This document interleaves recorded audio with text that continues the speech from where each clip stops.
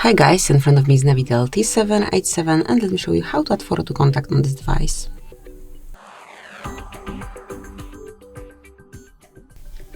First of all, you have to open your phone dialer and go to contacts. Now choose the contact that you wish to add this profile picture to. Mark edit icon. And here select add picture. Now you can either choose it from the gallery or you can grab a picture right now by tapping on camera. Let me choose my gallery.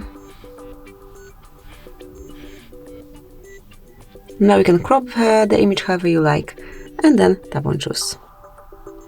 Select save to apply the change. And that's it, that would be all. From now on this picture is applied to chosen contact. Thank you for watching, please subscribe our channel and leave the thumbs up.